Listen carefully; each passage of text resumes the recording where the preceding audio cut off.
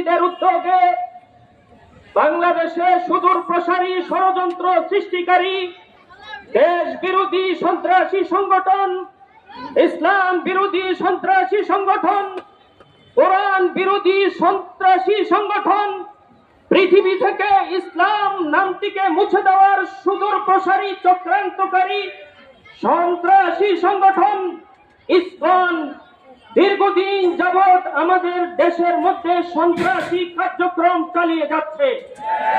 এই সন্ত্রাসী কার্যক্রমকে অনতি বিলম্বে সরকারিভাবে নিষিদ্ধ করণের দাবিতে আজকের এই বিক্ষোভ সমাবেশ এবং বিক্ষোভ মিছিলের এই আয়োজনে আগত সকল অতিথি ওলামায়ে কেরাম এবং তাওহীদি জনতাকে উদ্বোধনী ভাষণে আমরা শুভেচ্ছা জানিয়ে সকলকে উদাত্ত আহ্বান জানাচ্ছি।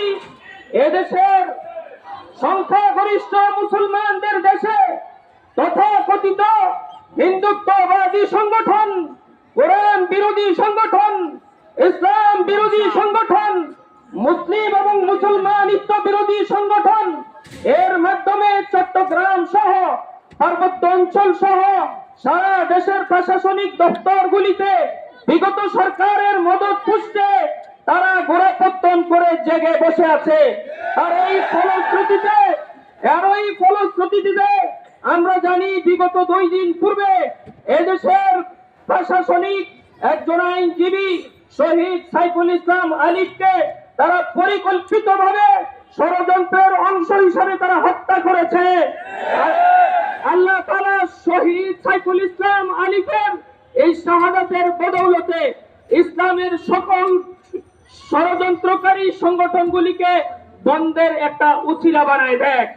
আমরা তাদেরকে স্মরণ করিয়ে দিতে চাই, এদেশের মাটি আমাদের জন্মভূমি।